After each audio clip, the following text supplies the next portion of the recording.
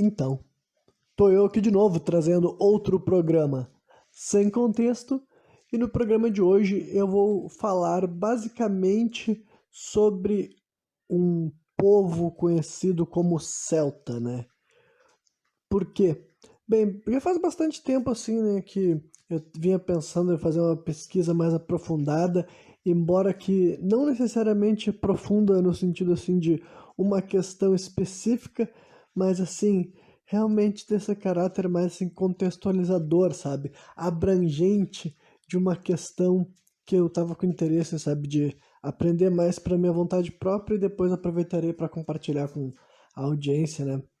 E esse povo conhecido como celta, né? Os povos celta, a cultura celta e tudo mais, é uma coisa assim que tenho certeza absoluta que todo mundo que está me ouvindo já escutou em algum momento, só que vocês, talvez, assim como eu, tivessem assim, uma certa dificuldade para ilustrar o que seria um celta, né?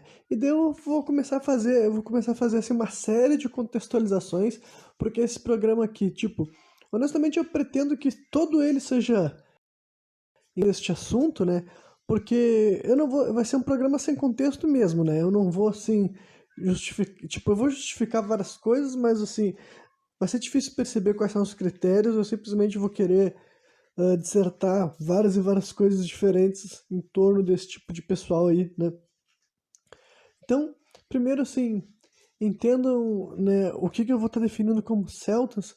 Olha, celtas na verdade são vários povos diferentes, né, que foram atribuídos com esses títulos. Inclusive os povos gauleses também são considerados povos celtas, né? Então, assim, e as regiões que esses povos chamados de celtas, e também tem a expressão assim, proto-celta, né? Que daí eu não vou ficar fazendo essas distinções ao longo do programa, sabe? Sempre que eu falar celtas, vocês saibam que daí é sobre tudo isso daí ao mesmo tempo, né? E se eu falar gauleses, também eu vou estar querendo falar celtas, né? Mas basicamente foi um povo, sabe? Uma cultura que existiu desde assim, a pré-história na Europa, tá ligado? É o, assim, os sítios arqueológicos mais antigos que apresentam algo que pode ser o início da cultura, das culturas celtas, tá ligado? É assim, uns 5.000 anos antes de Cristo, mais ou menos, tá ligado? Então, realmente, assume-se que durante muito tempo os celtas, né, os povos celtas poderiam ser, inclusive, a maioria na Europa, sabe? Superando ainda assim outros grupos étnicos da região, né? Como, por exemplo, assim, os escandinavos, tribos germanas e também os gregos e as tribos assim anteriores aos gregos, né? Então, entendam que essa expressão celta é realmente muito abrangente, tá ligado? E também tem muito, assim, muitos níveis diferentes, né? Esses celtas pré-históricos, 5.000 anos antes de Cristo, evidentemente que eles são bem diferentes dos celtas, né? Dos povos gauleses, que eu vou ter algumas outras coisas para mencionar, que viveram ali no, perto do primeiro século, tá ligado? Chegando ali no ano zero da Era Comum, digamos assim, né? Então, acontece muita coisa. Então, primeiro eu vou começar a falar sobre assim, uma questão assim, das regiões que eram ocupadas pelos celtas, né? Ou falar um pouco assim, mais um pouco da parte conceitual mesmo, né?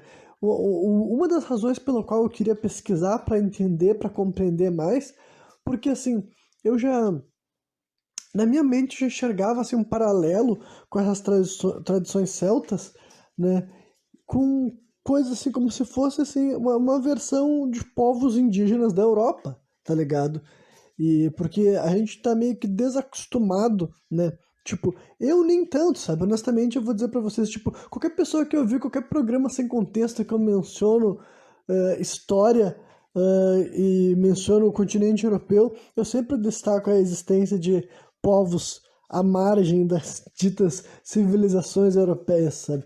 Porque honestamente, sei lá, eu não sei, eu já tenho noção de que existiam povos assim que eram chamados de bárbaros, né? Sejam os germanos, sejam os celtas e sejam os vikings, mesmo que eu não soubesse muito especificamente o que essas o que que essas palavras queriam dizer, tá ligado? Eu honestamente já tenho essa noção na minha cabeça, sei lá, desde a minha infância, ou no mínimo a minha pré-adolescência, tá ligado? Com 11, 12, 13 anos de idade, eu sempre soube que, né, existia isso.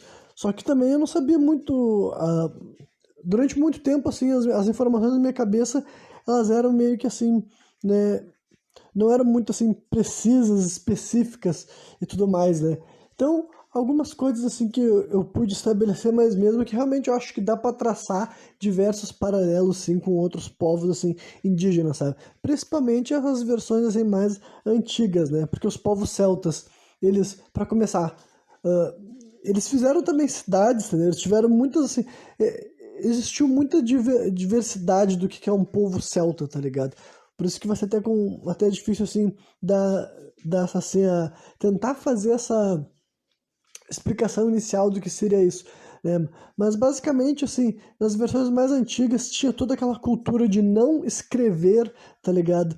Especificamente assim, tipo, existia um alfabeto celta, né? Múltiplos alfabetos celtas e gauleses também, só que várias coisas especificamente não eram para ser escritas, né? As doutrinas espirituais, por exemplo, não eram para ser escritas, isso era tipo assim, digamos assim, sabedoria comum, entre aspas, tá ligado? Os druidas, né, que para quem sempre se perguntou de onde que saiu essa expressão, né? Druidas que a gente vê praticamente em qualquer história que seja assim de ficção, tipo assim, fantasia, sabe? Ou jogos de RPG variados, a gente sempre vê essa classe do druida que mais ou menos todo mundo imagina que tem alguma associação com a natureza, né? E de certa forma isso também existia lá, tipo, os druidas também representavam isso, só que a classe druida na sociedade celta era muito mais do que isso, né? Eu sei que os druidas eles eram separados em funções diferentes, entendeu? Alguns druidas eram mais sacerdotes, sim, outros eram mais poetas, oradores, mas eles tinham uma função, eles tinham importância na sociedade, tá ligado? Só que, tipo, realmente, olha, né, eu realmente tentei fazer essa contextualização inicial do que seria um povo celta, um povo, né, um povo celta, como eu disse, né, em seu cerne, mas vocês viram que realmente é uma parada assim muito abrangente, tá ligado? Só que também tem outras coisas que eu já posso apontar, por exemplo, só que eu realmente acho que pra ficar melhor a narrativa é melhor eu ir pra outro lado, sabe? Isso aqui foi, tipo, começar tentando fazer uma grande definição não ia dar certo, é melhor ir pra pontos específicos pra elaborar. Eu vou começar pra parte geográfica, que talvez seja uma maneira interessante de poder as pessoas começar a ilustrar na cabeça o que eu quero dizer com isso, né? Então, os países que eu sempre identificava, eu, assim, até essas pesquisas recentes minhas sobre esse termo, os países que eu identificava como celtas, né, de origem celta, digamos assim, seriam países como a Irlanda, né, e as duas Irlandas, eu acredito que teriam, né, origem celta, e Escócia também, né, e talvez até Inglaterra também até certo ponto, regiões da Inglaterra na minha cabeça, sabe? Era isso aí que eu identificaria como as regiões assim de cultura celta. Só que daí é descobrir que essa zona de influência cresce bastante, tá ligado? Cresce até a França, né? Porque dentro de todos os gauleses, vários dos povos gauleses viveram na região da França, né? Mas, e os povos gauleses são povos celtas, né? Então, existia mais de 40 tribos, tá ligado? Que se identificavam, tribos, organizações variadas, tá ligado? Eu não sei se alguma sociedade celta chegou a ser chamada de civilização, sabe? Eles tinham cidades, né? E eles tinham cultura, acho que dá pra chamar de civilização celta, tá ligado?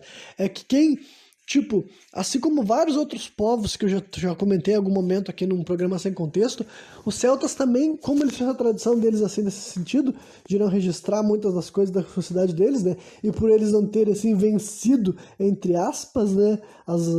No final das contas, digamos assim, né? A história deles não tem um registro por eles, tá ligado? É outra coisa que eu acho que dá pra fazer um paralelo, assim, né?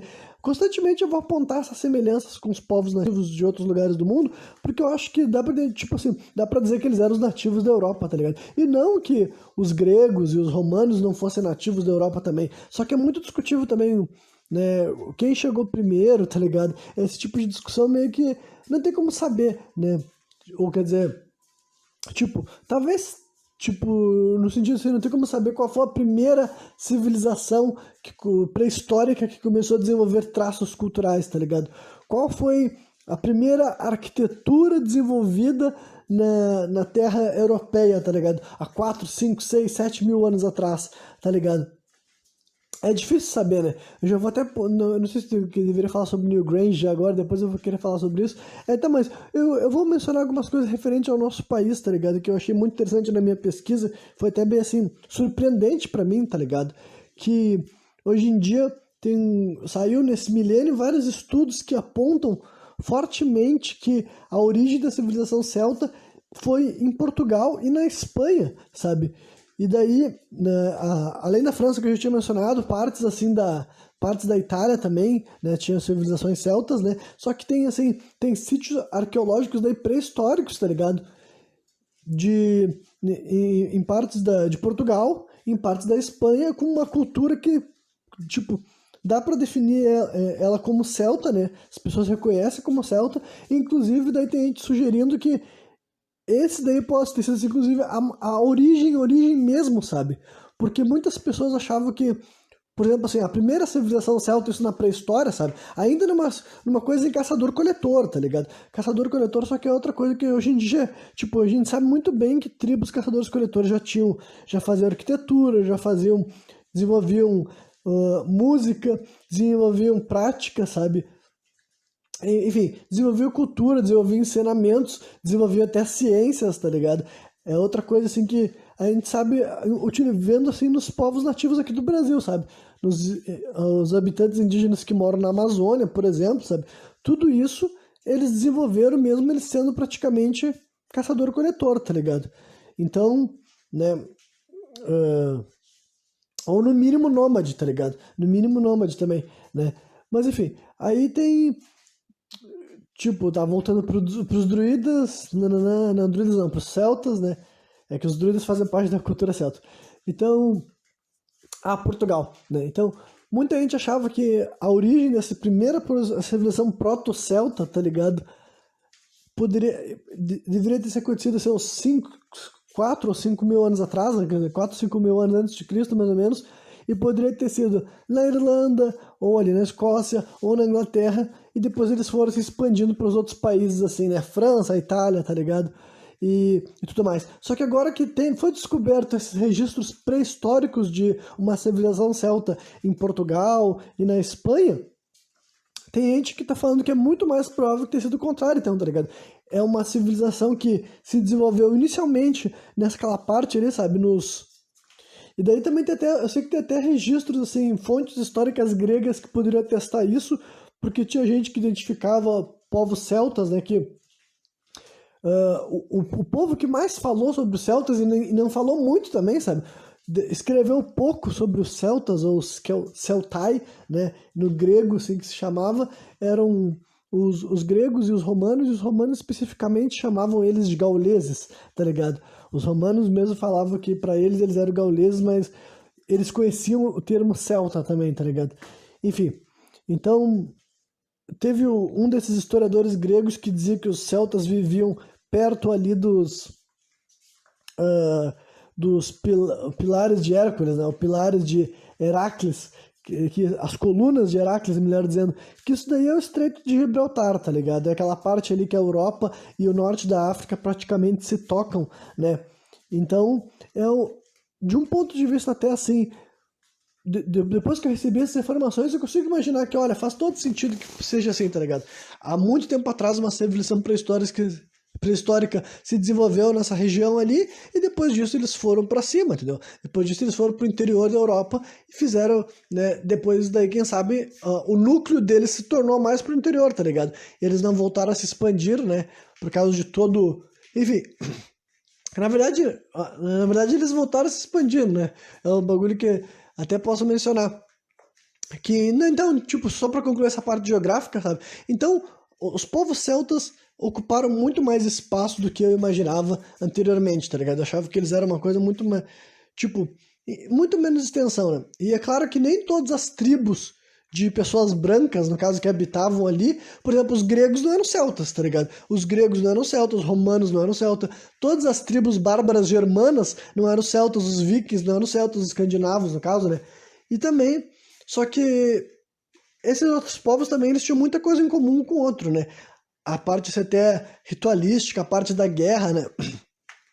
Vem dos celtas, inclusive, aquela imagem típica dos guerreiros com chifres, tipo assim, com capacete de chifres ou capacete de asas, tá ligado? Asterix e Obelix, que pra quem não sabe, essas figuras assim, eles são gauleses, né? E eles são assim, personagens de quadrinho francês, né? Porque a França tem essa noção deles, tipo, saberem que eles têm esse passado gaulês, tá ligado? E inclusive assim, até é questão étnica, né? Não é um bagulho até que eu vou mencionar sobre essa questão dos celtas, assim, inclusive que reflete aqui no Brasil. Porque uma das comprovações também que conseguiram estabelecer que tem essa proximidade, tipo, que os celtas existiram definitivamente em Portugal e na Espanha, é que testando hoje em dia o DNA de pessoas que vivem na Inglaterra, na Irlanda e na Escócia, eles têm mais semelhança genética com europeus de Portugal e da Espanha do que de outras regiões da Europa, tá ligado?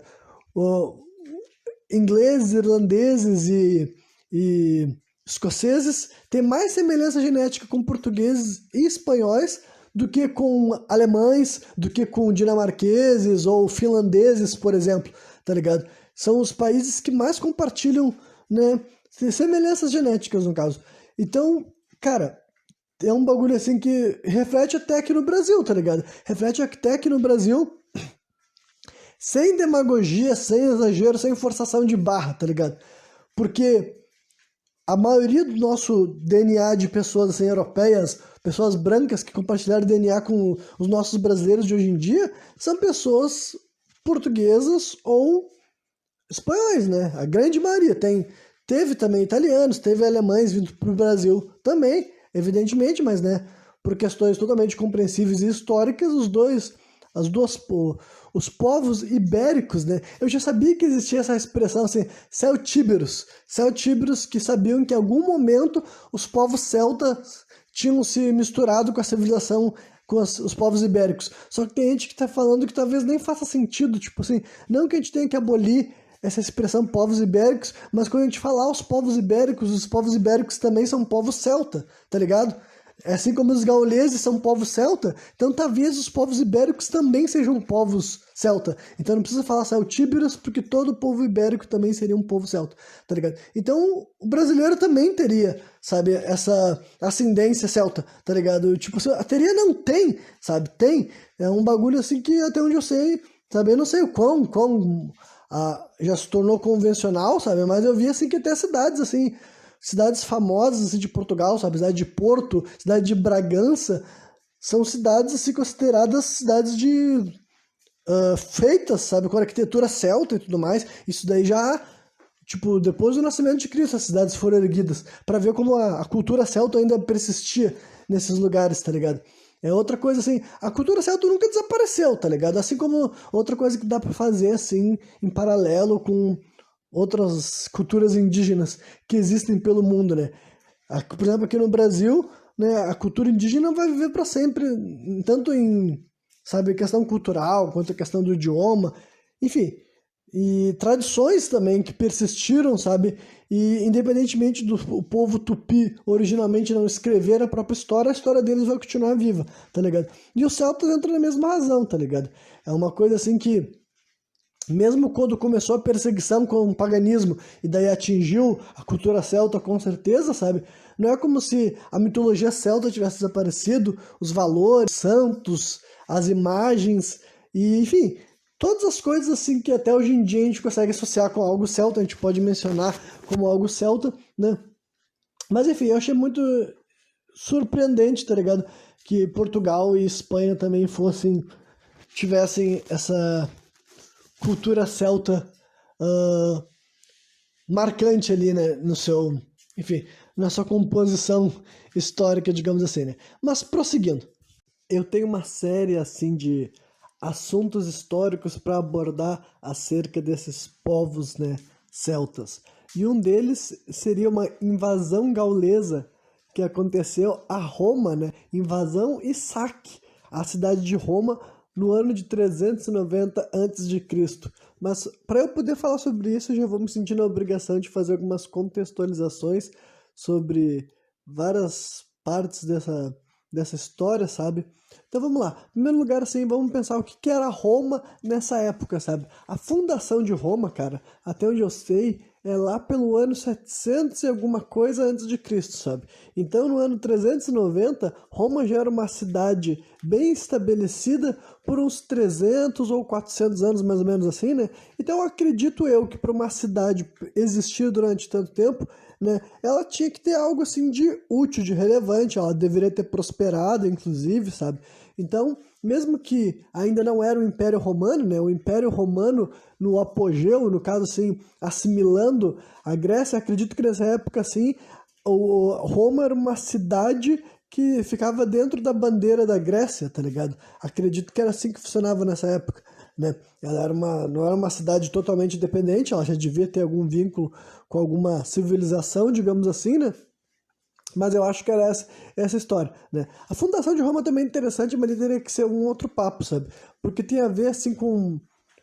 Tem a ver, assim, tipo... Eu sei que a fundação de Roma é mitológica, né? Tem a ver com uma história chamada Eneida, né?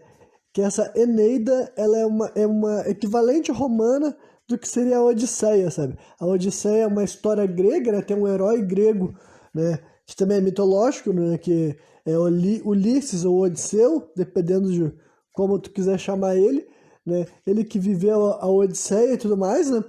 E daí a Eneida seria uma versão romana que conta a história de um cara chamado Enéas, que ele era um maluco fugido da Troia em chamas, e ele que seria um dos malucos que ia fundar a cidade de Roma, junto com os gêmeos perdidos lá com a loba, aquela Capitu, sabe? Rômulo e Remo, né? Nessa época daí de 700 anos antes de Cristo. Então, assim, tem tudo a ver, assim, além de ser mitológico, claro, né? Tem tudo a ver também com uma ideia de criar uma identidade romana que fosse a parte da grega, tá ligado? Então, assim, de um ponto de vista até assim, histórico e político, é bem impressionante uma articulação, sabe? Ainda mais depois, tipo, sabendo o resultado que teve, né? E essas histórias, caras, essas histórias surgem muito de autores, né, romanos, né, que viveram muito depois disso. Tipo, um dos caras que fizeram o registro da invasão gaulesa de Roma, que eu quero comentar aqui, é um maluco chamado Tito Livio, né, que ele viveu no último século antes do nascimento de Cristo, sabe? Ele, na metade do século anterior ao século I, digamos assim, né?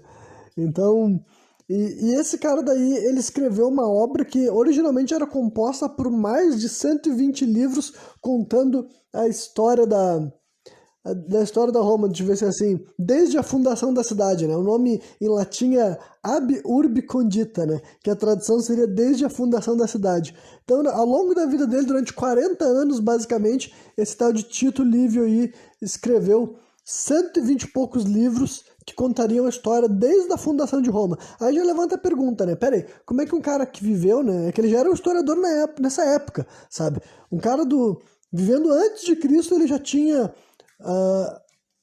arquivos históricos daquela época para estudar, né, e querer contar como é que foi a história da fundação de Roma desde o ano 700 e alguma coisa, né, e o quanto e para completar a história, a gente não tem todos os 125 livros, né, aí abre assim, vou abrir uma janela assim para raciocínio que pode ser visto como conspiratório ou crítico, né, mas pensem, né, por que é pouco os livros, tipo assim, por que poucos livros sobreviveram, sabe? Se foi natural, ocasionalidade, ou quem sabe se sobreviveram mais livros do que a gente acha, só que não resolveram divulgar todos, sabe-se lá por qual razão, né?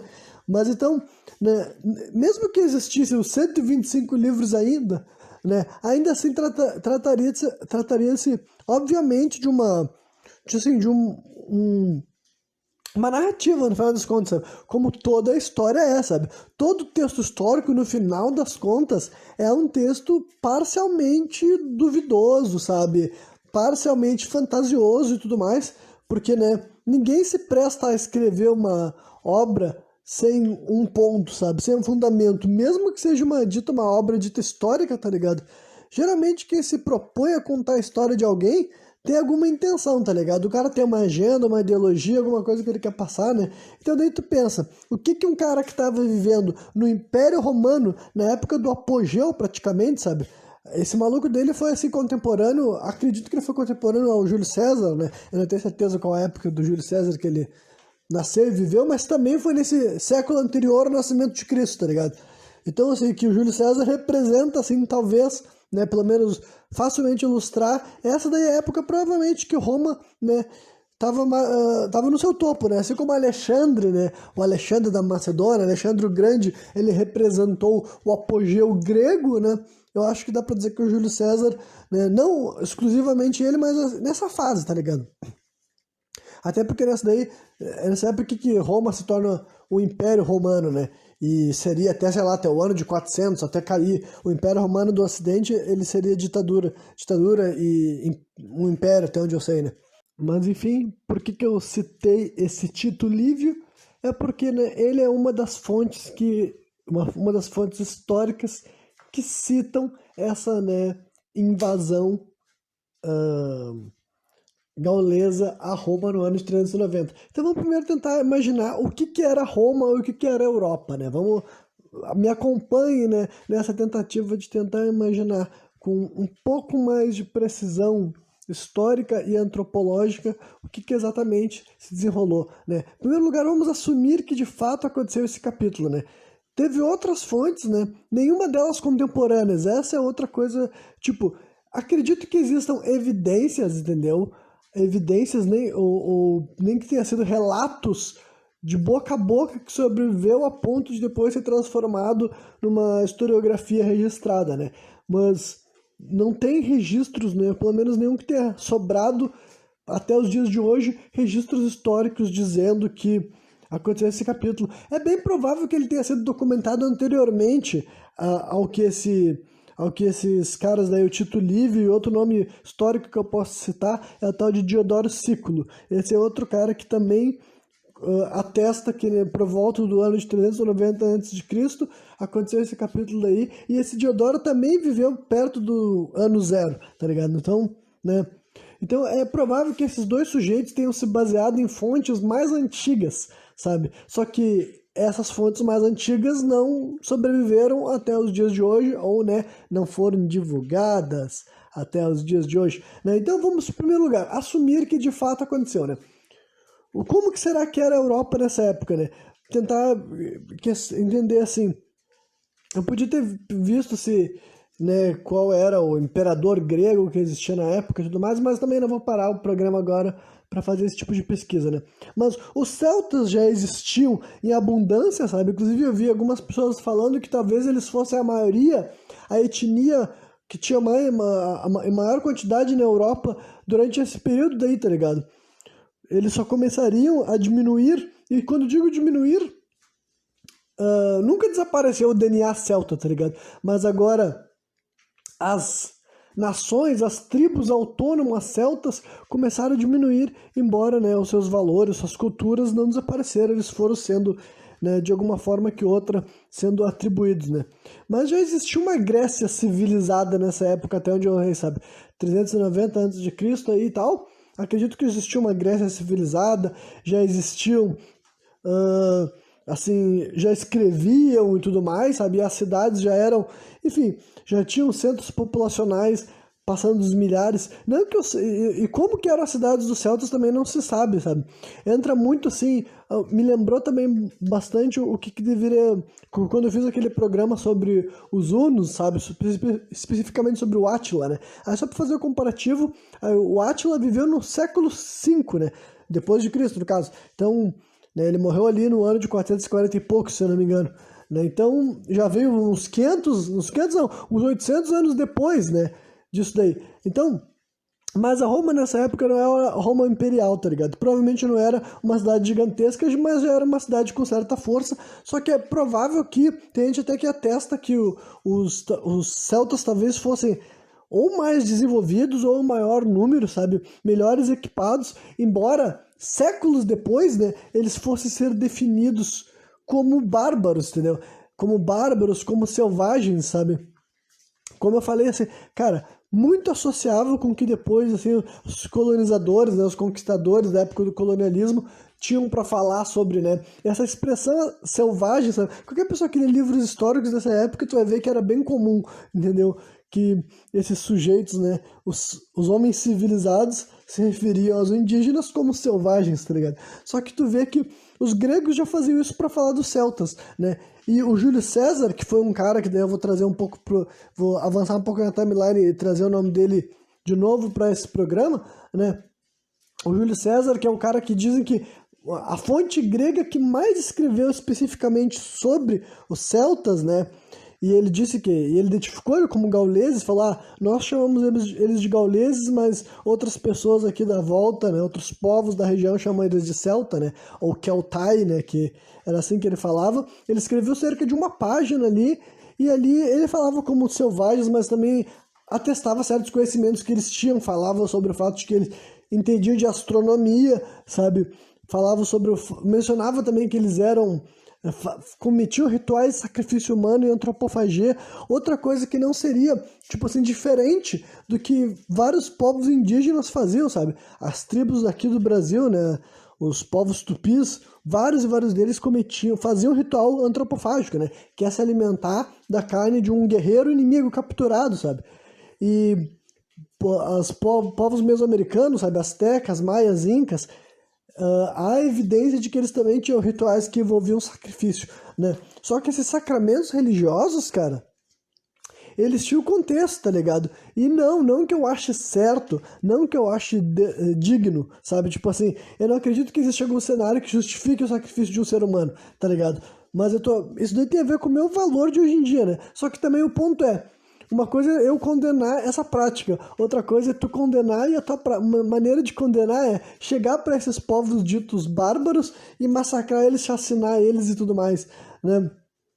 E não que não acontecesse o contrário também, só que daí é outra coisa que eu sempre tenho que ter em mente, sabe? A gente só vê a história dos povos civilizados, sabe? Assim como na época do colonialismo, a única pessoa que escrevia livros registrando o que estava acontecendo eram as pessoas, né, os europeus. Nessa época aqui, né, os celtas eram europeus e os romanos / gregos eram europeus. Mas quem estava escrevendo, ou pelo menos quem deixou registros escritos históricos, muitas vezes eram romanos, e além de romanos, muitas vezes eram cristãos também, sabe? Então, muitos deles tinham uma visão, assim, né, praticamente pejorativa, sabe? Do que eram os celtas, mas, assim, pra mim, cara, bem comparável mesmo com o tratamento que depois a gente ia ver sendo dado para outros povos indígenas, sabe? E eu posso imaginar, assim, que tinha muitas semelhanças, né? Mas o que eu ia dizer dos hunos, né, é que assume-se que os hunos, mesmo eles sendo tidos como nômades e até mesmo como caçadores-coletores, eles deveriam ter tido grandes cidades, sabe? Se essas cidades chegaram a ter estruturas de pedra, se elas foram assimiladas depois, sabe? Depois que os hunos foram, sabe, eles não foram, mais uma vez, assim como os celtas não desapareceram, os hunos simplesmente foram assimilados por outras tribos e depois os valores culturais hunos meio que se tornaram indistinguíveis de outros valores bárbaros da região, sabe? E depois, eventualmente, todos os valores bárbaros eventualmente foram ou extintos ou então foram diluídos em meio das civilizações, sabe? Foi esse, assim, a história do mundo, basicamente, né? Então, o que eu ia dizer é que... Só que... Então, talvez tenha existido cidades feita com arquitetura dos hunos, digamos assim, só que depois ela foi assimilada e hoje em dia a gente não tem como saber, e o mesmo pode ter acontecido com as civilizações celtas, sabe? Quem sabe? Porque, historicamente, figuras gregas citando tribos que na época, tipo, lembrando que nem todas as tribos da Europa ali seriam identificadas como celtas, sabe? Tinha as tribos germanas, escandinavas, sabe? Também tinha os povos, assim, das estepes asiáticas que chegavam na Europa, né? Como os hunos que eu estou citando aqui e tal, né? Os judeus também já existiam no mundo, sabe? Enquanto etnia, digamos assim, sabe? Os judeus surgem na história antes dos cristãos, por exemplo. Então já tinha judeus, provavelmente já tinha judeus andando pela Europa. Muçulmanos ainda não, né? Nem muçulmanos e nem cristãos. Nesse momento ainda não tinha. Né? Mas, enfim, e não tinha nem cristão, então, tipo assim, o politeísmo era vasto, abundante, sabe? E sincrético também, sabe? Isso aqui que eu quero dizer com sincrético, assim, dependendo de onde tu vivesse, cara, tu assumia valores culturais de outro povo, sabe? De outra civilização, né? É um bagulho assim que, ah, por exemplo, tem gente que fala que talvez quem ensinou para os gregos o costume de conservar coisas dentro de jarras de argila, por exemplo, de cerâmica, possa ter sido os celtas, tá ligado? Porque tem registros dos celtas utilizando coisas guardadas dentro de potes há muito tempo atrás, tá ligado? Assim, milênios atrás, sabe? Então é possível que esse valor que tinha nessas tribos supostamente que nem eram necessariamente uma civilização, sabe? Eles só tinham tribos, aldeias, mas eles já tinham essa tradição de guardar as coisas dentro de um pote, né? Possa depois, tipo, com a relação que eles tinham, entendo que assim, não é como, tipo, as relações humanas, ainda mais quando não é em questão quando não é a parte belicosa da coisa, era muito mais assim, não sei se amistosa é a palavra certa, sabe? Mas assim, ó, várias dessas cidades, sabe? A pouca margem de distância deles já existia um povoado, existia uma civilização, existia uma tribo. E até mesmo os historiadores da época, eles divergiam bastante. Tipo, é bem similar até com o que a gente vê hoje em dia, sabe? Assim como tu veria dois historiadores escrevendo opiniões completamente opostas sobre o mesmo assunto, hoje em dia, em 2023, acontecia o mesmo nesses séculos antigos, tá ligado? Vários gregos tinham discursos claramente assim pró-celtismo, digamos assim, sabe? E, enfim, de tolerância no mínimo, entendeu? Enquanto outros eram muito mais persecutórios, sabe? Mesma coisa que eu posso citar também de exemplo quando eu falei sobre os os hunos entra na mesma questão, sabe? Assim como algumas pessoas registravam coisas totalmente asquerosas e descreviam os hunos como o que tinha de pior, os maiores bárbaros, outros tratavam eles assim como uma figura assim, tipo assim, com conhecimento, sabe? A mesma coisa assim com esse negócio de falar múltiplas línguas, sabe? Como que existiam esses centros de ensino, sabe? E essa é outra coisa assim que eu falei que eu vou mencionar mais sobre os druidas, né? Os professores tradicionais da cultura celta eram os druidas que eles não escreviam, mas assim, se você existe umas quantas cidades, né, que hoje em dia assume-se que elas ficam em lugares como a Suíça, a Irlanda, que eram famosos centros de educação, isso baseado também nas fontes gregas, tá ligado? Que filósofos e historiadores gregos ficavam sabendo que os gauleses vão para tal lugar lá se formar nas artes, tá ligado? Então, assim, era a ponto de uma pessoa que não é celta, que não frequenta aquilo lá, ainda assim ele ficava, era um negócio tão grande, sabe? Que chegava até os conhecimentos dos gregos que existia esse lugar, sabe? Porque tinha essa comunicação, sabe? É bem provável que existiam gregos com relações, né, gregos/romanos, né, com relações muito profundas com celtas, e lembrando que, mais uma vez, né, romano não é etnia, tá ligado? Não é porque o cara tava, não é porque um ser humano daquela época vivia dentro de uma cidade que supostamente pertencia ao Império Romano, que ele se acordava pensando assim, eu sou um romano, a minha cultura é romana, quem sabe aquele cara tinha valores celtas dentro dele, sabe? Porque ele se relacionava com pessoas da cultura celta, e ele acreditava em deuses de cultura celta. Eu queria mencionar o bagulho de sincretismo, sabe? Que nessa época daí o politeísmo era vasto porque era muito comum que os deuses variavam de região para região, sabe?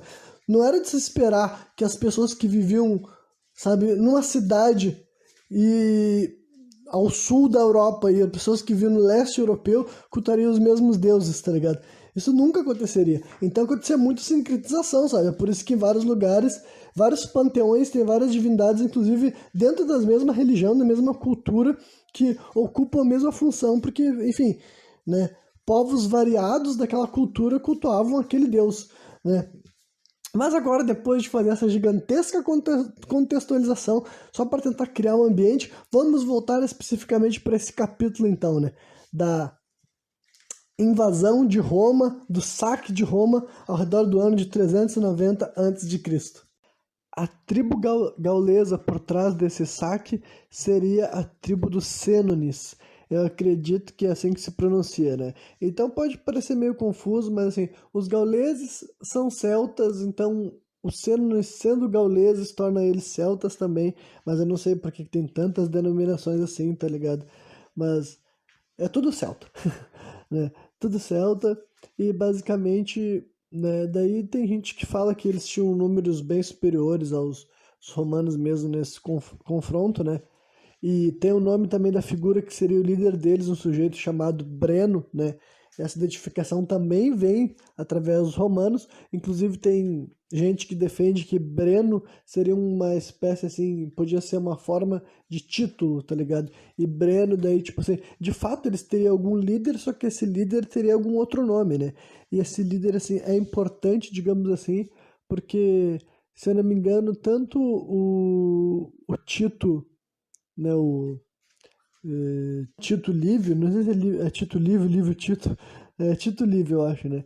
E o Diodoro Sículo, eles atestaram que depois que os romanos perderam, né? Tipo, foi uma batalha assim grande, né? Com exércitos na casa dos milhares, né? Tem alguns historiadores dizem que os romanos nessa época provavelmente eles tinham uns 8.000 soldados e possivelmente os celtas teriam um pouco mais do que isso, sabe, uns 10.000, 12.000, que ainda assim é bastante, mas tem estimativas bem maiores. Tem gente que joga para casa dos 40.000, 30.000, tá ligado? Então foi uma grande batalha, né, considerando a época que foi, ainda assim, uma batalha pré-histórica, digamos assim, né, na Idade do Bronze, até onde eu sei.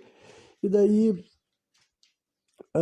e os celtas venceriam, né, tipo, passaram o carro, assim, né, por cima dos romanos, e inclusive daí muitos fugiram, evacuaram para cidades assim aliadas, entendeu? Para buscar reforço e tipo depois fazer um ataque para expulsar os celtas de Roma, porque quando eles perderam a batalha eles já perceberam que os assim os celtas iriam até a capital deles, né? Inclusive porque tinha um contexto já assim de Roma ter matado um representante dos celtas, tá ligado? Um embaixador, que isso já era um crime de guerra, que é por isso que os celtas estavam vindo com sangue nos olhos, né? E basicamente depois daí eles de fato invadiram a cidade de Roma, né? Um cara tinha tipo um batedor, né? Um sujeito que ficava no meio do caminho, viu que deu merda, chegou na cidade e falou: ó, gurizada, vamos largar que fudeu aí, tá chegando os homens aí, o pau vai comer solto aqui. Quem ficar aí vai levar madeirada. E daí basicamente assim, os caras pegaram assim e evacuaram, a grande maioria, né? O Tito Livio descreveu um cenário assim que parece assim, é bem assim romântico, tá ligado? Mais uma vez, eu não sei, eu realmente gostaria de saber, né? Como eu não fiz a leitura do livro, eu fiz leitura de textos que analisam o que esse cara falou, né? Ah, eu não sei se, tipo assim, se ele atesta de onde que veio essas fontes, tá ligado? Se ele viu isso assim em sonhos, se ele tá criando uma história romântica na cabeça dele, ou ele tá falando algo que ele leu em textos mais antigos de gente que por alguma razão sabe o que se desenrolou na capital romana naquela noite, né? Mas a história basicamente envolvia os patrícios, né? Que essa era a categoria dos ricos, entendeu? Tipo assim, os burgueses dessa época, sabe? Dessa Roma anterior assim, a Roma imperial ainda, né? E daí alguns deles não fugiram porque eles eram velhos, fudidos, sentaram, não conseguiam evacuar a tempo, e daí eles sentaram na frente das casas deles vestindo as melhores roupas e as melhores joias para mostrar que eles eram alguém de relevância na sociedade, para que talvez isso fosse um indicativo de, tipo, para que eles fossem poupados, tá ligado? Basicamente. Só que daí na versão da história do Tito Livio aí diz que não teve piedade, que os celtas mataram todo mundo, tocaram fogo nas cidades, entendeu? Na cidade, no caso, em Roma, saquearam um monte de coisa, roubaram um monte de coisa. E tem gente que diz que daí que já não foi bem assim, tá ligado? Aí também não sei qual é a verdade. Tem gente que fala que foi assim muito terrível, muito genocídio mesmo, e outros que falam que assim, a propaganda romana que vendeu isso, né? Lembre-se que isso daí foi escrito 200 anos depois desse saque ter acontecido de fato, então a gente era só propaganda política para Roma Imperial justificar as batalhas daquele momento que eles estavam tendo as incursões já, tipo assim, as inquisições, sabe, antes de Cristo já, tá ligado? Mas as inquisições em questão de centralização de poder, sabe, isso que eu quero dizer, né? E centralização de poder acontece muito em destruição de cultura, e apagando a história, e apagando o conhecimento, e impedindo as pessoas de agir com autonomia, né? Enfim, Então, né, e esse sujeito é o Breno, né, que eu vou atestar que talvez ele tenha tido esse nome mesmo. Dizem que daí na hora de evacuar Roma, que daí os romanos tipo, já tinham se perdido, tinham se fudido, daí chegou um cara, realmente eles negociaram, tipo, tá, cara, vamos embora, daí vocês já fuderam com tudo, larga daí, quanto que vocês querem pra largar, né? Dizem que daí na negociação os celtas pediram bastante grana, bastante ouro, e que os romanos falaram, pô, mas tá muito injusto esse negócio, daí tá passando a perna na gente, que não sei o que lá, né? E daí na história, daí, se eu não me engano, essa aqui é uma coisa, é uma daquela história que tem reincidência por duas ou mais fontes, tá ligado? Que dizem que o líder dos celtas atirou a espada dele na balança, né? Que tava pesando o que teria sido, o que teria que ser pago, né?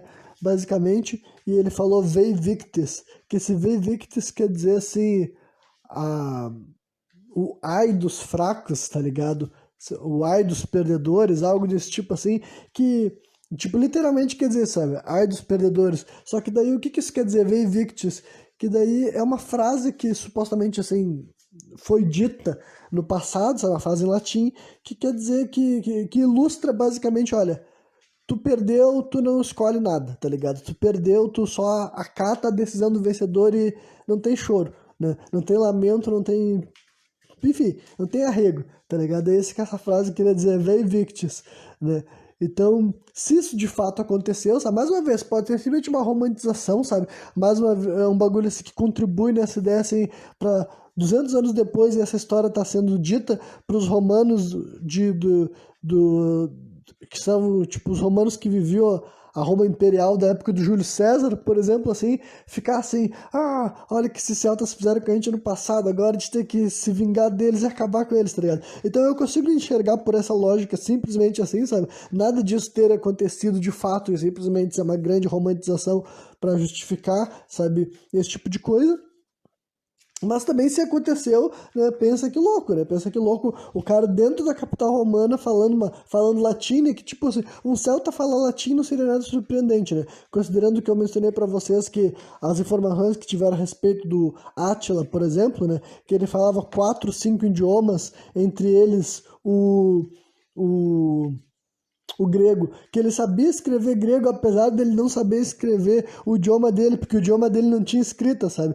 O idioma dos hunos não tinha escrita, mas ele não era analfabeto, ele sabia escrever os outros alfabetos, sabe? Os outros alfabetos ele conhecia, né? Então ele era alfabetizado em outros idiomas, né? Porque ele era um líder, ele era uma figura assim, a gente até especula que talvez ele tivesse o crânio alongado, tá ligado? Porque nunca encontraram a tumba né, desse cara que eu tô falando aí, cara, do nome dele desaparecendo na minha cabeça, o Átila, né? Só que já encontraram crânios de pessoas que acreditam ser hunos de hunos que tinham o crânio alongado, então quem sabe o Átila também tinha, por exemplo, né? Já que ele andava sempre com a cabeça coberta, né? Do nada eu tô falando do Átila, perdão, né? Mas me deu vontade, né? E daí então, o ponto é que esse Breno, daí sendo um líder dos Celtas, mesmo que ele fosse um Celta, sabe, e o Celta dessa época, o Celta pré-histórico, eu já fiz várias associações dele com os povos nativos aqui do Brasil, tipo assim, não seria idêntico, porque, tipo, eles já conviviam com os povos de outras civilizações, tá ligado? Então ele já tinha acesso a várias ferramentas, sabe? Que é uma das coisas, assim, que separavam os povos de outros lugares, assim, né? Essa parte, essa barreira tecnológica, tá ligado? Mas agora é questão de valores culturais mesmo, sabe? A própria relação que se dizia que os celtas tinham com a natureza, sabe? Equivale-se muito com a tradição xamânica indígena quando eu digo indígena, eu falo assim, né, eu invoco muito o nosso país, né, mas vocês podem associar mesmo com, porque quem conhece, por exemplo, um pouco de como é a vida dos aborígenes da Oceania, sabe, vocês vão ver que eles têm muita semelhança, sabe, ainda assim é xamânico, né, e a mesma coisa com os povos até da Sibéria, tá ligado, e os indígenas da América do Norte, tem algumas coisas que aparecem aí e nos povos, assim, que eu defini, assim, os indígenas da Europa também existia, sabe? Os druidas também são exatamente isso, né? De ter essa categoria, é que eles eram divididos em vários tipos, sabe? Tinha alguns druidas que eles eram oradores, alguns druidas que eram curandeiros, tipo assim, de curar de doença mesmo. Alguns druidas que eram praticamente políticos e outros que eram sacerdotes espirituais, sabe? Mas eram todos assim druida, no caso, reconhecidos, né? Identificados, digamos assim, por esse título, por esse termo e tudo mais. Aí tem algumas coisas assim, uns dois artefatos arqueológicos interessantes sobre a mitologia ou a religião celta, digamos assim. Um é o caldeirão de Gunstrub, né? Em inglês vocês vão encontrar mais coisas, né? Gunstrub eu vou soletrar, se escreve Gundestrup. Gunstrub, e daí caldron, né? Caldron de caldeirão. E vocês vão ver assim que é uma espécie de caldeirão, né? Assume-se que é um caldeirão. Ele deve ter sido feito entre 200 até 300 anos antes de Cristo. E na época do Era do Ferro, né? Era do aço, não, do ferro no caso. Era do ferro romana, né? E é realmente um artefato bem interessante, sabe? Se vocês verem as imagens e tudo mais, sabe? Dá pra nos leva a refletir mais ou menos sobre quem foram esses povos celtas, né? Nessa época ainda, no caso, pré-históricos, né? Anterior ao ano zero da Era Comum, no caso. E daí é um povo que não deixou registro escrito, apesar de existir alfabetos celtas. Então eu acho que na verdade o melhor dizendo seria que os druidas especificamente não escreviam, né? Porque até onde eu sei tem alfabeto celta, ou quem sabe tem só o alfabeto celta moderno, né? Mas eu sei que também existe um dialeto celta arcaico, tem até um idioma das árvores também. Cara, é complexo essa parada, honestamente, assim. O meu objetivo aqui é mais tentar compartilhar para a gente tentar ter uma ideia mais ou menos do que foram esses povos, mas é difícil de interpretação, né? E esse artefato daí que eu falei para vocês, do caldeirão de Gunstrub, acho que ilustra bem isso, sabe? Se vocês virem as imagens assim e tal, né? É um bagulho que tu se pergunta que tipo de povo era esse, né? Para criar esse tipo de artefato, o que que eles viam, o que que eles enxergavam. Tem uma imagem específica que tem uma divindade chifruda, né? Que eu vi que tem um nome que tem um nome. Uma vez encontraram uma inscrição celta para essa divindade que é o Ser Nuno, né? Mas é mais fácil vocês pesquisarem como, sei lá, o deus cornífero ou o deus cornudo, que é uma divindade que persistiu até hoje em dia no neopaganismo, movimentos tipo assim, a religião Wicca, sabe? O wiccanismo, por exemplo, né? Que deriva da tradição celta e tudo mais, porque acredita-se que era possivelmente a maior divindade masculina celta seria esse ser daí, sabe? Esse homem com cornos, né? Com chifres. A maior divindade do politeísmo celta acredita-se que era a mãe natureza, sabe? A grande mãe, sabe? O sagrado feminino. E depois disso vinha um deus cornífero, entendeu? Que ele representaria daí várias coisas, só que daí então nessa imagem específica, né, nesse caldeirão, esse homem cornífero ele tá sentado numa posição de lótus, o que é outra coisa assim, típica especificamente do hinduísmo, né, mas aí a gente se pergunta o que que isso tinha a ver com a tradição dos celtas, será que os celtas meditavam também, né? E parece que ele tá segurando uma serpente com uma mão e na outra mão ele tá segurando uma espécie assim de bracelete que parece, sei lá, um ouroboros, algo do tipo, sabe? Tem um cervo ou um antílope, né, e alguns outros animais, assim, na volta dele, sabe? Cara, é um artefato realmente fascinante do ponto de vista, assim, antropológico, sabe? E depois refletir, sabe, exatamente quem eram esses povos, como eles agiam, como que essa cultura se dava, entendeu? Porque, assim, nos leva a questionar muito, assim, sabe? As poucas fontes escritas sobre os celtas, muitas vezes, eram assim sobre vindo dessas fontes assim, gregas, né? No final do programa eu vou falar especificamente de um sujeito que é o Júlio César e tudo mais, né?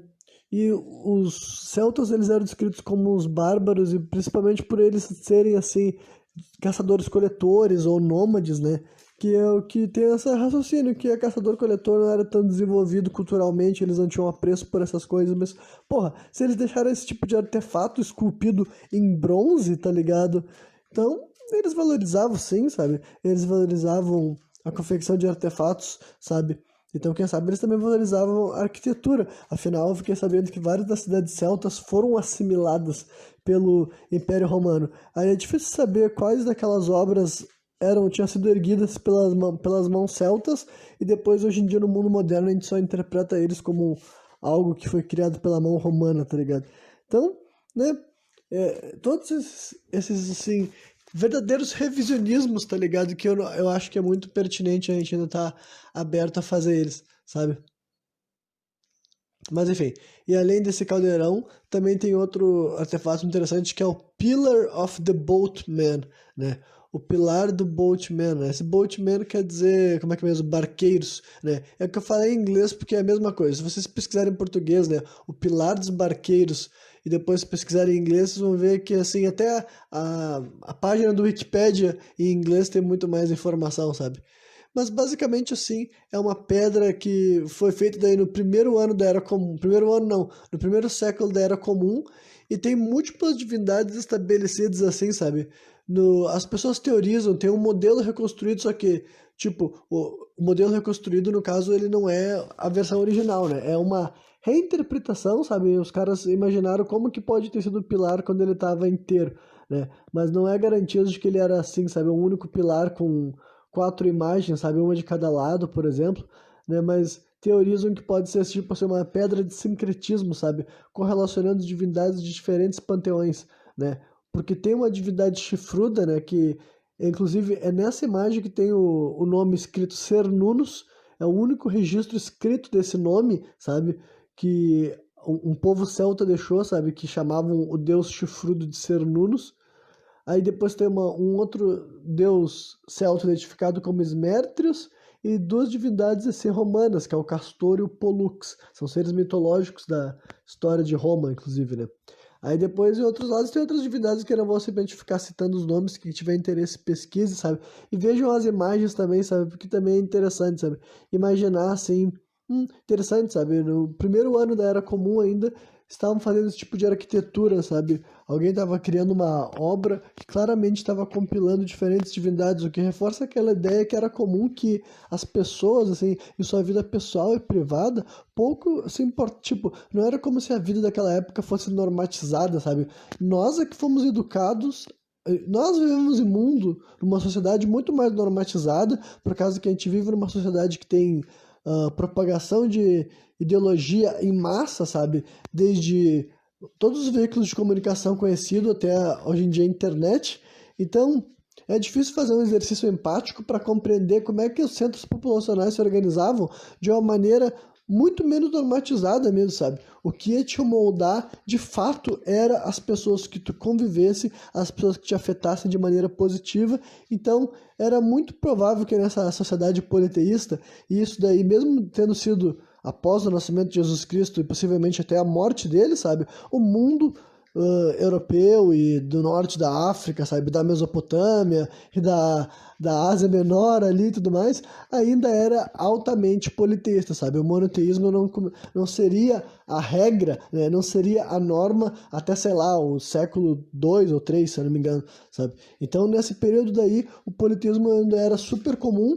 Então, esse tipo de artefato arqueológico, né, esse pilar daí, ajuda a sustentar a ideia de que não era raro que as pessoas, assim, tipo, não é porque o cara, ele era romano, grego, ou a porra que fosse, sabe?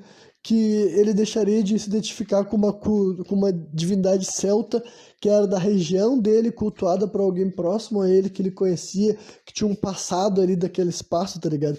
Não é que o cara ia pensar assim, não, eu sou um romano, se eu cultuar essa divindade, eu estarei sendo herege, tá ligado? Não tinha esse tipo de normalização. Então, é bem provável que essas questões de divindades e os nomes que eram dados era regional, e essa pedra podia até mostrar, olha só, esse tipo, todas as entidades aqui respondem para uma mesma energia, sabe? Para uma mesma vibração, para uma mesma, assim, falange, trazendo para os jargões espirituais até aqui do Brasil do século XXI, né? Sim, eu tô fazendo anacronismo, mas é assim que se analisa história, caralho. Vamos ser honestos. Fazer de conta que tem como tu realmente refletir sobre o que foi feito no passado, cometendo zero anacronismo, não é realista, né? E daí, sobre os artefatos arqueológicos, era isso que tinha para falar, né? Eu mencionei daí já essa divindade, né? Eu podia falar mais sobre a religião celta, mas eu não entendo tanto ainda sobre isso. E nem a mitologia celta eu entendo, assim, muito pouco, sabe? Eu poderia citar alguns nomes soltos de figuras mitológicas, mas eu ainda não saberia contar uma narrativa concisa sobre esse tema. Então, quem sabe eu faço isso em algum programa sem contexto, se algum dia eu me aprofundar nesses tópicos, né? Mas eu acho ambos interessantes, sabe? A religião, o pouco que eu sei são sobre essas questões, né? De esses movimentos neopagãos, e também já tive contato com pessoas assim que são bruxos e bruxas modernos, entendeu? Então eu já conhecia mais ou menos assim essa questão da divindade masculina, divindade feminina, o deus cornudo e cornífero eu já conhecia, mas também eu não sabia que tinha registros assim pré-históricos já, sabe? Na verdade tem muito mais do que isso, né? A primeira vez que um homem com chifres foi encontrado gravado numa pedra da Europa também volta lá para Portugal, né? Numa caverna de Portugal, volta para aquela história de que o início da civilização celta pré-histórica veio ali, naquela região, e não, né, na Irlanda e França, esses lugares mais associados com gauleses e celtas no tempo moderno e tudo mais, né? Só que daí era um povo ainda, é o proto-celta, né? Isso aí, né? E daí, e posso também mencionar antes de entrar no tópico final, né, que vai ser sobre o Júlio César e uma obra que ele escreveu. Eu vou falar só aqui também sobre que... Ah, não, melhor eu introduzir o Júlio César antes, porque ele que também que mencionou essa curiosidade que eu vou adicionar também a esse ponto aqui do programa. Em primeiro lugar, quem foi o Júlio César, né? Eu teria que fazer um programa especificamente sobre essa figura, então eu não vou definir exatamente quem foi Júlio César, mas é só assim, fazendo uma simplificação ainda assim profunda o suficiente para eu conseguir passar a mensagem que eu quero com o restante desse programa aqui, é dizer que o César é basicamente uma figura mitológica, sabe? Ele existiu do ponto de vista histórico, só que ele é um cara assim, ele viveu ali também um pouco antes do ano zero da Era Comum, sabe? Ele foi um imperador do Império Romano que foi bastante responsável para solidificar Roma como esse grandíssimo império que ele foi ali, sabe, em todo o contexto bíblico e da vida de Jesus Cristo, por exemplo. Então, né, o César, como eu falei, ele é mencionado até na Bíblia, e de fato esse cara existiu. Para completar também, ele várias vezes aparece em listas históricas relacionadas à política, relacionadas a até oratória, relacionada como estrategista militar, sabe? Colocando ele a figura de outros períodos históricos e de outros continentes, até como o Cao, né, no Japão, né, e na China, melhor dizendo, né, e o Nobunaga Oda no Japão, e Napoleão da França e tudo mais. Enfim, então o Júlio César, ele é um nome assim que, se tu assiste filmes, se tu pesquisa sobre história, se tu lê a Bíblia, cara, as chances de que tu tropeçou em alguma obra que de alguma maneira tá falando sobre esse sujeito são gigantescas, tá ligado? Então é por isso que eu já vou começar destacando que pra mim o César é sim uma figura mitológica, não porque ele não tem existido, mas porque, né, com toda a mitologia que foi construída ao redor desse sujeito, tá ligado? Não dá pra estudar o que ele falou, o que ele fez e o que falam sobre ele sem levar em consideração o quanto que ele pode ter sido romantizado, sabe, e até mitificado, sabe. E já fiz essa introdução bem assim, direcionando as pessoas para algo que historicamente era pouco visto, porque eu vou mencionar assim um ensaio que ele escreveu, sabe, que foi escrito em latim, né, pelo próprio César. Foram 8 livros, e com exceção do último, o último ele já estava morto, e foi escrito por um cara lá, sabe, um outro militar, provavelmente a pedido ou a mando dele, sabe. São 8 livros, né, que ele escreveu, 7 no caso, mas é possível que o 8º tenha sido da mente dele também, só que como ele já tinha morrido, certo, ele era tão importante concluir essa obra, digamos assim, que ele deixou, certo, tinha alguém que sabia o que era para ser colocado na história, né. Então são 8 livros que foram escritos num período de 9 anos, que foi durante, estava rolando a tal das Guerras Gálias, né, ou as Guerras da Gália, né, o nome original em latim é Commentarii de Bello Gallico, né, e a outra coisa que eu recomendo fortemente para quem for pesquisar, pesquise em inglês, tá ligado, é assim, infelizmente, português fala-se muito pouco, inclusive algumas coisas que eu acho que são indispensáveis para quando se for comentar a respeito desse comentário, né? Até a tradução literal desse nome, né? Comentário de belo gálico, dá para imaginar que comentário quer dizer comentários, né? Então, literalmente, a tradução literal desse título é Comentário sobre a Guerra Gálica. Então são 8 livros escritos pelo César para contar como que foram as aventuras dele durante essas conquistas da Gália num período de 9 anos, tá ligado? Então, né, Tenda já começa a usar empatia por aí, entendeu? É um cara, um imperador romano, que se prestou a escrever essa obra, né? E com muita pompa, inclusive ela é escrita em terceira pessoa, tá ligado?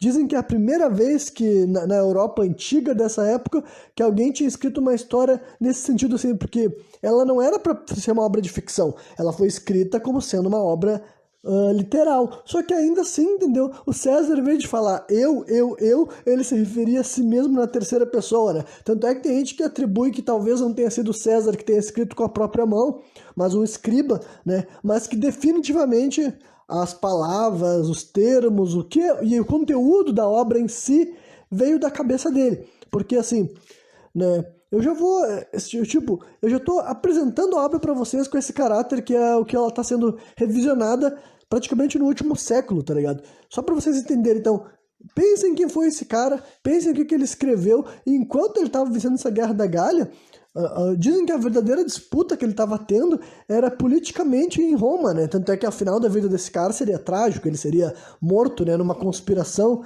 né, naquele momento que mostra que de fato existem as conspirações e as pessoas se movem, sabe, nas sombras para conquistar seus objetivos, né? Mas assim, e não que com isso não quer dizer que ele é um herói, um cara bom, não é nada disso. Só que assim, é indiscutível que ele é um cara, uma figura histórica pela definição da palavra, sabe? Até pelo quão manipulador, tipo assim, de um nível que beira a ficção, tá ligado? Beira a ficção. O nível de manipulação e talvez, sei lá, de dissimulação que o César tinha é tão grande que faz os personagens da ficção parecerem, assim, pouco convincentes no que eles tentaram fazer, sabe? E por que eu tô falando tudo isso? É que, assim, cara, esses livros aqui, até o século XIX, eles eram praticamente, assim, considerados, assim, fontes históricas, sabe? Inclusive, a maioria das fontes escritas sobre os celtas vem diretamente desses comentários. Então, entendam isso, cara. O imperador romano é o cara que é responsável por mais ensinar. Tipo assim, não literalmente ensinar, porque, né? Mas durante a maior parte da história da Europa e do mundo, talvez, né? As pessoas, quando estudavam a cultura celta, se baseavam nas afirmações feitas por um general romano. E tipo assim, cara, é notório a construção narrativa do bagulho, sabe? E eu acredito que foi feito, assim, com um grande compilado de meias verdades, tá ligado? Eu acredito, assim, tipo assim... Cara, tem algumas afirmações que, pra mim, hoje em dia, com o meu senso crítico, eu não consigo dar nenhuma credibilidade, que é feitos, assim, míticos de confrontos, tá ligado?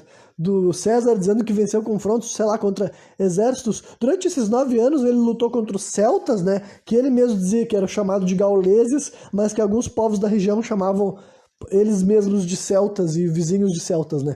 Ele enfrentou celtas, mas ele enfrentou também germanos, né? Que são, enfim, vocês devem imaginar, né? Mas são as tribos que habitaram certas partes da Inglaterra, da Escócia também, e principalmente na Alemanha, né? O que hoje em dia a gente chama de Alemanha.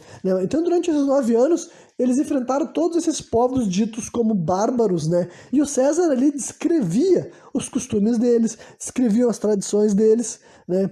E tinha um misto, né? Hoje em dia assume-se o estilo literário dessa obra, eu não sei como é que é, mas assim... a apologia pessoal, tá ligado? Hoje em dia é reconhecido, sabe? As pessoas são orientadas a estudar essa obra sobre a ótica de que é alguém contando vantagem, né? Mas isso começou a ser tornado o conhecimento comum, digamos assim, no século XX. A maior parte da história da Europa, toda a parte da história da Europa praticamente, tá ligado? Essa obra era vista como alguém narrando a realidade de quem eram os celtas, como os celtas tinham vivido. Mas eu ainda acho que é uma obra fascinante, porque eu acredito que ela tá nesse caso das meias verdades, tá ligado? Eu acredito sim que o César falou muitas verdades, só que é aquela coisa, coisas que não eram pertinentes para ele ocultar, ele ocultava, coisas que eram interessantes ele aumentar, ele aumentava, coisas que eram interessantes para ele diminuía. Só que eu acho que sim, ele se baseava em algumas observações reais, sabe, bem literais, que ele tinha noção para conseguir criar um argumento, sabe, mesmo que ali no meio seja deturpado. Por exemplo, é desse livro, dessa obra, que sai a ideia do Wicker Man, sabe, que é assim, o Homem de Palha, né? Para quem já viu aquele filme, tipo, tem um filme original e depois tem um remake feito com o Nicolas Cage, tá ligado? Que é sobre isso, é sobre um cara que ele vai, um policial que ele vai investigar casos misteriosos e tem uma comunidade neopagã, tá ligado? Que eles têm uma maneira de executar as pessoas colocando dentro de um boneco gigante feito de palha e ateando fogo, né? E esse relato específico só foi escrito uma única vez, pelo César, tá ligado? A única pessoa que disse que existia esse tipo de relato foi um romano, entendeu? E se é verdade ou não, se de fato ele enxergou, ou pelo menos ele ouviu da boca de outra pessoa que existia um ritual desse tipo, né? Eu não sei. Só que agora, o contexto de como que era a execução, tá ligado? Aí eu tenho certeza também que é outra mentira. Assim como é mentira quando ele dizia que eu nem sei se cheguei a mencionar que uma das partes que eu sabia que era mentira é quando ele fala, sei lá, que o exército de 30 mil romanos vencia assim 700 mil gauleses, né? Eu sei que tem esses números bem exagerados mesmo, exorbitantes, cara, exorbitantes. Ele escrevia mesmo que alguns milhares de romanos venciam centenas de milhares de gauleses e de vez em quando ele ainda escrevia que sem baixas, sem derrotas. Tipo assim, qualquer pessoa com interpretação crítica sabe que se trata de uma mentira. Só que quem sabe, né, ele estava, ou em primeiro lugar, ele achava que as pessoas de consenso crítico na época não teriam mais alcance do que ele, sabe? E outras pessoas sequer senso crítico teriam, sabe? De interpretar aquilo lá como falso, até porque talvez essas pessoas não tivessem qualquer noção de quem de fato eram os celtas, então qualquer versão da história que o Júlio César desse para eles de quem eram os celtas, o que eles faziam, falavam e tudo mais, podia ser verdade, né? Mas ainda assim também tinha outros que conheciam, né? Tinha várias pessoas que conheciam os celtas, até porque tinham celtas que viviam na comunidade romana. Inclusive, tem dois assim que também são figuras assim históricas, mas a principal fonte da veracidade da existência dessas pessoas é essa própria obra, né? E eu particularmente eu acredito sim que esses dois caras possam ter existido, né? São dois celtas que um é um druida, inclusive é o único druida que tem relato de um nome dado para ele, tá ligado? Tipo assim, o conceito de que existiram druidas nas sociedades celtas já foi dito por múltiplas fontes. Só que alguém dar nome a um druida, sabe? Alguém escrever num livro ou numa obra, assim, sabe? Ah, fulano de tal era um druida dos celtas, só foi feito uma única vez também, que é nessa obra. Que é um cara que o nome dele era Diviciacus, né? Diviciacus, eu não sei se era assim se pronunciava, né? E ele era um druida de uma tribo chamada Aedui, né? Uma tribo gaulesa que vivia no século I a.C., né? E daí, basicamente, sabe, esse cara daí, né? Só que lembre-se bem, cara, a única fonte que tem sobre quem foi esse sujeito, eu não sei se a única fonte que tem é o César, mas o César é a fonte primária, tá ligado? O César disse que conheceu esse druida, que negociou com ele, que esse druida era um aliado, né? É bem documentado, assim, que o que o César, a engenharia estratégica que ele fez, porque, assim, é possível, tem historiadores que defendem que é possível, sim, que existiam mais celtas do que romanos, tá ligado? Porque, por causa da diversidade celta que existia. Eu vou fazer mais uma vez uma comparação com os povos nativos, sabe? Existiam mais indígenas no Brasil e nas Américas do que europeus no processo de colonialismo. A diferença é que esses indígenas não eram todos unidos numa grandíssima nação, tá ligado? E esse é o mesmo, esse mesmo fator pode ser verdade para as tribos celtas, gaulesas e até as germanas, mesmo sendo coisas diferentes, colocando nessa situação. Eles eram centralizados em grupos menores, com líderes mais regionais, que também competiam entre si, que também disputavam entre si, que também tinham rixa entre si, né? E o Júlio César daí tirou proveito disso, tá ligado? Ele fez, assim, um processo, assim, de o famoso dividir e conquistar, entendeu? E como é que tu divide e conquista povos que já são tratados? Tu se aproxima de alguns especificamente sendo gentil e se aproxima de outros especificamente sendo hostil, tá ligado? Isso daí é simples, entendeu? Tu sabe, ele descobria assim, tais tribos da região têm problemas. Para uma deles eu chego oferecendo paz, eu chego oferecendo trocas, eu chego oferecendo vinho, né? E ele vai se tornando leal a mim, e pro outro chega oferecendo guerra e morte, tá ligado? E daí diminui a chance dos celtas se organizarem sobre, tipo, ó, nós todos temos que nos, tipo, deixar de lado as nossas diferenças, sabe, culturais pra, né, vencer um invasor solitário, digamos assim. Porque era basicamente isso que foi, sabe? Isso daí era o que a gente chama, assim, de uma campanha de conquista mesmo, sabe? O cara saiu, ele ficou 9 anos vivendo fora da... Porque o Júlio César, ele era imperador e general, né? Tem isso também, né? Um cara que, tipo, eu não sei se ele... como eu não fiz uma pesquisa sobre o César em si, eu não sei se ele chegava, ele, a travar batalhas. Mas eu quero dizer que é ele que liderava mesmo as tropas, sabe? Ele decidia como que seria feito. Até que ele ficou esses 9 anos viajando aí, sabe? E realmente conquistando, sabe? Ele, com as legiões romanas, né? Que tem gente que diz que as legiões eram de 4.000 homens, tem outras fontes que falam que era 6.000, né? Mas ele viajava assim, com 4 legiões, entendeu? Isso é 16.000, 20.000 homens caminhando juntos, sabe? Indo de cidade em cidade, conquistando, sabe? Pouco a pouco, né? E ele foi fazendo isso com várias regiões da Europa ocupadas por gauleses nesse período de 9 anos. Aí tinha esse druida, né, que é um cara assim que, né, supostamente, né, é o que eu falei, eu imagino que existiu sim, talvez até tenha tido esse nome de viciacos, sabe? Só que se tudo o que o César falou sobre ele, como ele se comportava, o que ele falava era real, né, aí é outra parada. Mas e a outra figura histórica que daí eu acho mais interessante, esse aqui... provavelmente todos vocês vão reconhecer a referência, pelo menos a maioria das pessoas que regularem mais ou menos de idade que eu, né? Ou sendo mais velho do que eu, que é uma figura histórica chamada Vercingetorix, né? Vercingetorix, eu não sei se algum de vocês já consegue imaginar quem é, tipo, que personagem da ficção veio a partir disso, né? Mas esse Vercingetorix é a figura histórica que responsável pela um cartunista francês ter criado em 1959 o personagem do Asterix, sabe? Então, inclusive até um pouco da aparência é realmente histórica, sabe? Tem moedas, essa é outra coisa muito curiosa, tipo, é que eu tenho que ir por etapa, que é uma história, tipo, é uma figura fascinante, né? Mas, mais uma vez, a única fonte histórica, eu não sei se é a única, mas a principal fonte histórica sobre o Vercingetorix, né? Eu não sei se eu vou conseguir ficar falando esse nome, porque mesmo depois de eu ter praticado bastante a pronúncia para não errar, né? É o tipo de nome que não sai fácil da nossa língua, né? Mas esse Vercingetorix também, ele foi descrito com precisão, entre aspas, sabe, pelo César. Mas daí, né, a pergunta é, o quão honesto, o quão sincero, sabe?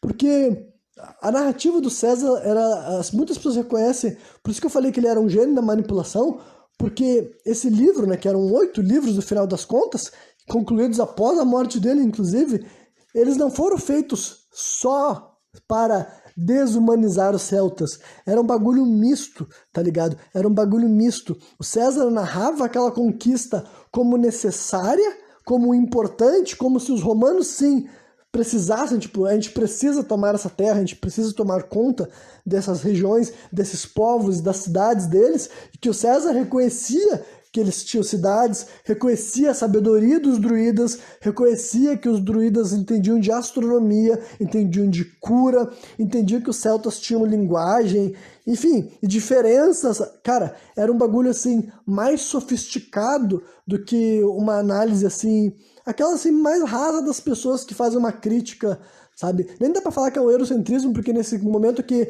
é europeu contra europeu, tá ligado? Mas assim, a civilização contra a organização tribal ou algo desse tipo, sabe? É um bagulho assim. Mas assim, é mais complexo do que isso, porque o que as pessoas assumem, né, hoje em dia interpretando, é que a manipulação dele não era sobre os celtas vão desaparecer. A manipulação deles era sobre os celtas são fodas, nós somos mais fodas, nós assimilaremos os celtas, tá ligado? Então era um nível além, sabe? Não era simplesmente falar, sabe? É um bando de sabe, selvagem, primitivo, sem amor pela vida e tudo mais. Não, era aquela coisa assim, olha, eles tinham isso, aquilo e tudo mais, só que eles não estão com o Deus certo, eles não têm a cultura certa, eles não têm o nosso regime, sabe, militar e também, assim, político, entendeu? Já era assim, cara, era manipulação, assim, da mais alta estirpe, tá ligado? Manipulação muito bem tecida, com início, meio e fim, com objetivo, sabe, bem estabelecido e possivelmente bem sucedido, se é possível dizer algo desse tipo, né? Mas enfim, então, mas voltando ao Vercingetorix, sabe?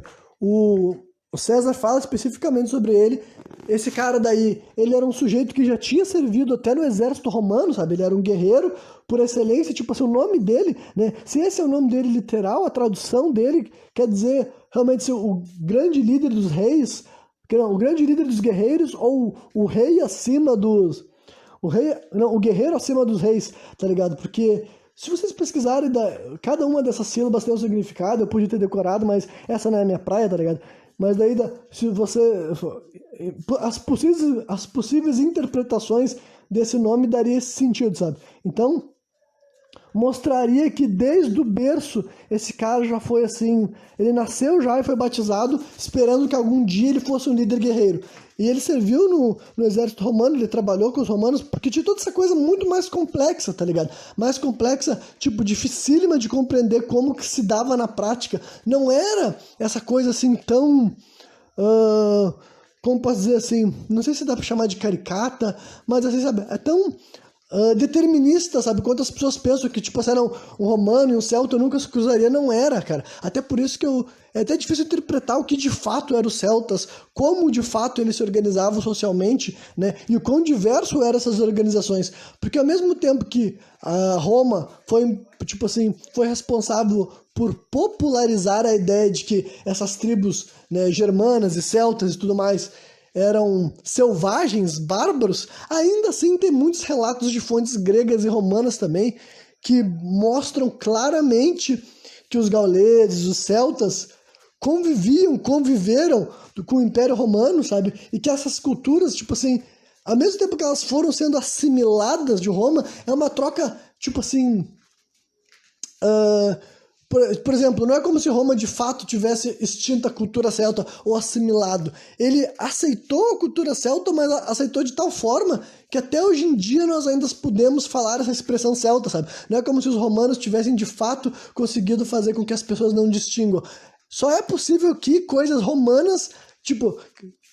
coisas que a gente chama de romanos, na verdade, sejam celtas também, por exemplo, sabe? É possível que tenha isso, só que ainda assim não foi uma assimilação que a pessoa sequer consegue, sabe, distinguir, não, isso aqui é uma arquitetura celta. Tem elementos, assim, da cultura celta que sobreviveram, sabe?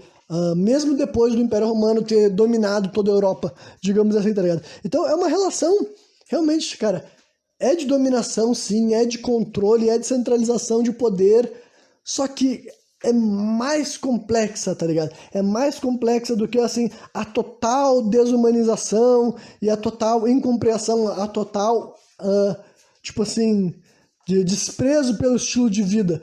Tinha um reformismo forte, pesado. Lembre-se que no caso do César era anterior ao cristianismo ainda, sabe? Mas já tinha um reformismo cultural, baseado, assim, sabe, na política que eles tinham, sabe? E, enfim, na educação que eles consideravam correta, já tinha isso, entendeu? Fruto da civilização, né? E já tinha a religião deles, mas em questão religiosa é difícil saber o quão diferente eram as práticas, sabe? Até na Grécia e na Roma pré-histórica, muito se debate sobre o que de fato acontecia dentro dos templos, por exemplo, sabe? Não dá para falar o quão diferente os gregos e os romanos eram de outros povos ditos como pagãos, sabe? Pagãos não, acho que pagãos é melhor. De outros povos ditos como pagãos, porque eles também eram politeístas e eles também tinham uma mitologia não é alienígena ao resto do que a Europa falava, tá ligado? Então, né, nessa parte ritualística é mais difícil de saber, só que a diferença cultural entre os celtas e os romanos era perceptível, né? E, enfim, aí voltando mais uma vez pro Vercingetorix, né? Ele teria servido no exército romano, só que daí ele nunca deixou de... Tipo, ele sempre fez parte da cultura celta. E, eventualmente, quando ele ainda estava O César diz que ele tinha menos de 30 anos de idade quando rolou os confrontos que ele fez parte, e do final, eu vou dizer o final, no final ele perde, claro, né, mas, então, ele foi sujeito, assim, que ele serviu para o exército romano, mas depois que ele estava de volta para a cidade dele, ele viu a expansão do César, e ele é o cara que... O pai dele, o pai do Vercingetorix, também é um líder guerreiro. Então, por isso que, de certo, que corroborava a ideia de que ele foi batizado com um nome desses, tá ligado? Só que o pai dele é um cara que ele tentou ser, assim, uma espécie, assim, de unificador do território gaulês, celta, sabe? Bem especificamente da região que hoje em dia é a França, sabe? E não sei se chegava até a parte da Bélgica, Suíça e tal, mas a França, assim, tanto é que existem estátuas, né, em mais de uma cidade francesa em homenagem ao Vercingetorix, porque de fato ele viveu, sabe? As tribos que ele representava, os gauleses que ele representava, eram daquela região. E ele conseguiu fazer uma unificação, sim. Ele conseguiu liderar, tipo, dizem que números de celtas que ele liderou foi 250 mil ao longo de não sei quantos meses que essa revolta durou exatamente, né? Só que nem todos esses 250 mil eram guerreiros, tá ligado? Provavelmente tinham menos guerreiros do que isso, e era tipo assim, e era uma revolta das classes pobres dos gauleses, porque como o pai do Vercingetorix, ele era líder guerreiro que tentou se tornar um líder maior, assim, do que reis e outros chefes de tribo da região ali e tal, né, e ele foi morto nesse contexto, o pessoal já tava meio que assim, ressabiado com o filho dele, tá ligado? Aquela coisa de carregar o fardo de ser de uma linhagem, digamos assim. Só que, e ainda por cima, muitos desses povos já estavam, alguns já estavam sendo comprados pelas políticas de manipulação do César, e outros ainda por cima, eles simplesmente achavam que tentar entrar numa rota de colisão com Roma não era uma boa ideia. Então, basicamente, ele teve que, tipo assim, sair indo de tribo em tribo, sabe? E regimentando, muitas vezes, gente considerada, assim, pobres da época, tá ligado? Porque ainda existia, sabe? Essa é outra coisa complexa sobre essas organizações, sabe? Os celtas, né? Várias vezes eles me lembram um exercício de empatia que eu tive que fazer para compreender os hunos, tá ligado? Eles não eram analfabetos, mas o idioma deles tinha ressalvas, sabe? E eles valorizavam dinheiro, mesmo eles não sendo, supostamente, não sendo uma civilização, no caso, eles não assentavam para criar grandes cidades e acumular riqueza, mas ainda assim eles tinham dinheiro e utilizavam dinheiro dentro do território dele, tá ligado? Então são umas organizações, assim, de difícil interpretação mesmo, sabe? Em comparação aos exemplos típicos, assim, o caçador-coletor que não tem apreço algum pela propriedade privada, tá ligado? Que a gente pode imaginar, né? Ou as civilizações bem assentadas, que daí a gente pode ser desde, sei lá, desde a Grécia, Roma, o Egito, as tribos mesoamericanas, sabe? Então, esse meio termo, sabe? Esse meio termo, esse povo aí, os povos bárbaros, tá ligado? Porque, cara, é difícil de compreensão, sabe? Eles criavam... Dizem que eles não gostavam de agricultura, mas, tipo assim, como é que não gostava de agricultura se era druida, sabe? Eu não consigo entender como é que um povo, tipo, extremamente famoso historicamente por estar vinculado à natureza não tinha uma cultura forte de plantio, sabe? Aí eu posso até dizer que deve ser... Eu vou até dizer que agora... É mentira. É óbvio que eles eram agricultores. É óbvio que os celtas eram agricultores, tá ligado? Mesmo que, historicamente falando, não tenham fontes escritas sobre isso. Mas eu tô corrigindo aqui, cara. É evidente que eles eram agricultores. Inclusive, também o César disse que eles praticaram uma estratégia de enquanto eles estavam fugindo das cidades, eles incendiavam as próprias cidades, porque daí era uma forma de evitar que os romanos descansassem nas cidades deles, sabe? E abastecessem, tipo, com o tipo de... o que tivesse sobrado de recurso ali, sabe? Se tivesse sobrado comida que eles não conseguiram evacuar. E daí, isso daí era pra ser considerado uma boa estratégia, sabe? Mas eu não sei se é uma boa estratégia, tipo... Não tô falando assim... Eu não vou nem entrar na parte militar se é uma boa estratégia. Eu só quero dizer assim... Eu não sei se os celtas fizeram isso, tá ligado? Não sei se eles fugiram e tocaram fogo nas próprias cidades, sabe? Né? Mas enfim, e aí só pra concluir a narrativa do Vercingetorix, o mais interessante daí é o final da vida dele, sabe? Eu só vou mencionar também que uma das coisas que eu achei mais impressionante sobre isso tudo é que, cara, ele tem moedas, tipo, mais de uma moeda que assumem que tem a ver com ele, inclusive uma moeda que é assim, de 48, sendo que ele ainda estava vivo nessa época, pra vocês terem uma ideia. Ele morreu em 46, né? Assume-se que quando ele morreu ele tinha 36 ou 37 anos, mesmo que na hora da guerra ele tivesse menos, porque vocês vão entender. Só que, assim, tem até umas moedas, assim, por causa da... Assume-se que ele, que por causa que, se não me engano, dá pra traduzir a escrita como sendo o nome dele, e pela figura de ser um homem bigodudo, e ser especificamente na época de vida que ele existia, né? Então daí já mostraria, peraí, se esse cara daí é um celta, por que diabos o Império Romano emitiu moedas com a cara dele, sabe? Tipo, talvez então a gente tenha que... Sabe, pra mim a única coisa que faz sentido é que talvez não era bem assim o Império Romano. Tipo, talvez nós hoje em dia, olhando pra trás, a gente fala do Império Romano como se ele fosse algo que de fato ele não foi, tá ligado? Como se assim, foi estabelecido depois, né? Porque a história sempre é contada de forma anacrônica, sabe? É muito difícil saber, tipo, no presente, mesmo que tu tente investigar, certas coisas é difícil estabelecer quando se tornaram o status quo, né? Mas a história é contada de maneira anacrônica. O que eu quero dizer com isso é, as pessoas do presente contam a história do passado, sabe? Isso sempre foi assim, sabe? Desde o exemplo que eu dei lá do Tito Livio, aquele que perto do século I, ele quis contar a história da fundação de Roma, isso sempre acontece, sabe? As pessoas falam, eu hoje em dia vou contar o que aconteceu 200, 300 anos atrás, sabe? Então, a história tem esse viés, assim, anacrônico, né? Mas essa moeda, se ela de fato está representando um celta, numa época que esse celta, inclusive, estava preso, sabe? É de se imaginar que talvez a cultura e o controle de Roma não era tão centralizado assim, tá ligado? Porque, sabe, alguma das informações pode que estar errada nessa jogada inteira, né? Mas daí vou explicar então o fim da vida dele, porque, cara, basicamente, a parte dos confrontos não tem muito o que se falar, porque, né, a única pessoa que relata os confrontos é o Júlio César, e basicamente tem uma batalha específica que ele diz que perdeu, dá pra pesquisar o nome do lugar, a cidade, e depois tem a batalha final que ele diz que ganhou, sabe, que é a Batalha de Alésia, né, e mais uma vez, as batalhas que ele perde, ainda assim se sabe muito bem, a batalha que ele ganha porque ele é muito mais incrível, né, e dizem que tem uma fonte, um historiador chamado Plutarco, que ele descreve o momento da rendição do Vercingetorix de uma maneira muito mais épica e pomposa do que a que o Júlio César descreve no próprio livro dele, sabe? Que é o Comentário de Belo Gálico. E eu vou até ler assim, a tradução que tem, né, em português do que foi escrito pelo Plutarco, porque, assim, mais uma vez, eu não sei se isso aqui é verdade, né, mas considerando que a outra fonte dessa mesma história trata-se do Júlio César, que simplesmente diz, o líder dos gauleses lá, o gurizão, se curvou diante de mim porque eu era o pica e é nóis, né? Eu vou ler essa outra versão aqui para encerrar esse programa assim, né? Depois eu vou falar mais algumas coisas, mas, né, essa aqui é uma das coisas finais que é o seguinte, Vercingetorix não esperou que os centuriões romanos o arrastassem de pés e punhos atados até os joelhos de César, montando um cavalo ajaizado como para um dia de batalha, vestindo ele próprio sua mais rica armadura, saiu da cidade e atravessou a galope a distância entre os dois acampamentos. Basicamente eles tinham ficado lutando, aconteceu o processo de cerco, né?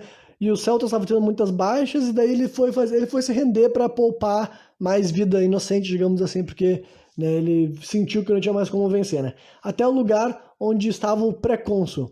Fosse, pois, que a rapidez da corrida o levasse muito longe, fosse porque ele estivesse cumprindo apenas um cerimonial antiquado, ele girou em círculo em volta do tribunal, saltou do cavalo e, tomando a espada, o dardo e o capacete, lançou-os aos pés do romano, sem pronunciar uma palavra. Esse gesto de Vercingetorix, seu brusco aparecimento, seu porte elevado, seu rosto orgulhoso e marcial, causaram entre os espectadores uma comoção involuntária. César ficou surpreso e quase assustado, guardou o silêncio por alguns instantes, mas em seguida, explodido em acusações e invectivas, censurou o gaulês por sua antiga amizade e por seus benefícios que ele havia retribuído tão mal. Que basicamente está falando da época de quando o Vercingetorix tinha servido ao exército romano, tá ligado?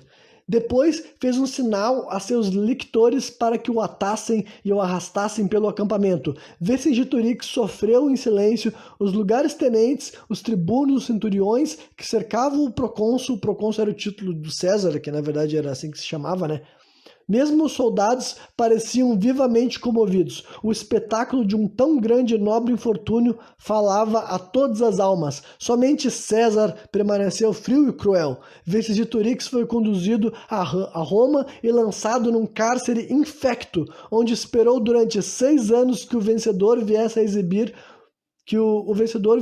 no Capitólio o orgulho de seu triunfo. Que no caso ele ficou assim 6 anos preso, porque era quando estava rolando o resto da guerra, sabe? Enquanto César estava conquistando a Gália, sabe? Então esse confronto teria acontecido no 3º ano da guerra, entendeu? E daí levou mais 6 anos para o César vencer, né? E daí ele ficou 6 anos preso. Depois que o César venceu, ele foi exposto numa, tipo assim, olha só, um dos caras que a gente capturou, né? E daí depois, eu vou ler aqui o final do texto que diz assim: pois somente nesse dia o patriota gaulês haveria de encontrar sob o machado do carrasco o fim da sua humilhação e de seus sofrimentos, né? Que daí ele foi executado, daí então. Porque, e daí tem até uma estratégia por isso. Dizem que o César percebeu que matar o Vercingetorix em outro contexto poderia ser assim, tornaria ele um mártir. Então ele capturou, entendeu? Ele capturou e manteve preso para morrer assim. Quando ele morreu 6 anos depois, menos pessoas sabiam quem era Vercingetorix, tá ligado? Essa era a estratégia que... e além disso também teve o ritual, né? A cerimônia dele poder mostrar para os romanos: olha só, um dos gauleses que eu capturei durante esses 9 anos, né? Porque esse era o grande objetivo dele, mais, tipo, a conquista era importante, claro, mas a conquista era importante mais de um ponto de vista assim, político, sabe? O César, tipo assim, a principal razão pelo César ter decidido que ele ia conquistar a Gália não é porque ele queria conquistar a Gália, é porque ele queria continuar no poder. E, né, ele queria feitos, ele queria mostrar por que era importante ele continuar sendo imperador romano, tá ligado? Então, enfim, no final era a política, né? Então, cara, só pra terminar esse programa inteiro, sabe? Esse relato aqui, assim, olha, tem outras informações que podem ser mencionadas, sabe? Tem prática sobre quem foi o Vercingetorix. Ele era descrito também como bem cruel, bem selvagem, bem guerreiro também e tudo mais, sabe? E não que ele não fosse, entendeu? Quando eu falo de história, eu nunca tô falando de bem contra o mal, errado contra certo, mas infelizmente tem assim, pelo menos dá pra dizer que tem assim, vencedor e perdedor, tá ligado? Então eu tento ser honesto só pra ilustrar assim que, olha, quando tá levando em consideração apenas um ponto da história, te pergunta como pode ter sido o outro lado, tá ligado? Quando alguém tá te contando o que ele fez, o que ele passou, o que ele viveu, te pergunta qual foi o outro lado. E essa obra do César ter sido tratada como história literal, real e factual durante a maior parte da história da humanidade mostra muito sobre o quanto a história precisa sim ser revisionada, precisa ser revista e precisa ser questionada, né? Mas também assim, né?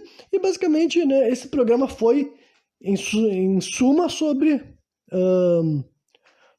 os povos celtas, tá ligado? E a história do Vercingetorix também achei interessante, porque, né, eu sempre soube que o Asterix era baseado numa figura histórica, mas eu não sabia muito sobre ele, não sabia muito de onde que ele vinha, sabe? Ter essa informação de que veio do próprio Júlio César e todo o contexto, ficou ainda melhor toda essa pesquisa e esse programa como um todo, porque, né, eu consegui vincular o tema histórico, né, que era o principal desse programa, mas para terminar assim, realmente numa mensagem típica desse programa, que é para as pessoas ficarem atentas com esses mecanismos de manipulação, e nós podemos ver que eles estiveram aqui desde sempre, tá ligado? Desde sempre. Sempre tem que ficar atento com a fonte, com a intenção, sempre tem que ficar atento com o que a pessoa conquistava. E para completar tudo isso, cara, ainda dizem que essa obra do César foi utilizada historicamente como uma introdução ao latim, sabe, até os dias de hoje, porque ela foi escrita de uma maneira fácil de ler, considerando o latim, tá ligado? Então, o cara provavelmente ele já tinha até a ambição de ser lido, tipo, numa época que poucas pessoas liam, ainda assim ele queria que mais pessoas lessem e mais pessoas soubessem sobre os feitos dele, sobre quem ele era, sobre o que ele tinha conquistado, tá ligado? Então, assim, pra mim, olha, eu não tenho nem como falar sobre esse livro sobre qualquer outra ótica, sabe? Ao mesmo tempo que eu sei que ele é uma obra histórica, entre várias aspas, eu acho que é um completo erro, sabe? É uma completa ingenuidade tocar nesse livro sem considerar ele como praticamente uma fantasia, praticamente uma mitologia, praticamente entender que, apesar de nomes dos lugares, localizações e, né, quem sabe até descrições de algumas pessoas serem reais, aquelas pessoas estão vivendo uma narrativa, né? narrativa específica, sabe? Eles estão contando a história que o Júlio César quis contar, sabe? Que o Júlio César decidiu contar. Então, né, é isso que a gente sempre tem que se perguntar quando a gente está recebendo qualquer fonte, de qualquer época, sabe? Não importando, né, o que a gente pensa, sempre tem que entender assim, que quem está contando a história é um ser humano, o ser humano é enviesado, o ser humano é ideológico, né? Mas ainda assim, eu também espero que eu tenha ajudado vocês a entenderem um pouco mais sobre o que é um celta, sabe? Eu ainda estou construindo essa imagem, mas eu achei fascinante aprender que nós aqui no Brasil podemos ter, né, provavelmente temos, muitos de nós, talvez a maioria de nós, temos sim um DNA celta, a partir do ponto que os povos ibéricos também são celta, né? Então, e além disso também, eu vou deixar avisado que talvez eu traga outras figuras históricas desse contexto celta, sabe? Tem bastante figuras até retratadas, né? Sempre ressaltando que eles não foram retratados por ele mesmo, eles foram retratados por inimigos. E dá pra falar de mitologia também, sei lá, até a religião também eu posso expandir. Mas é isso aí. Quem me viu até o final, eu espero que tenha curtido. E qualquer jeito eu de volta novamente, trazendo mais um programa sem contexto.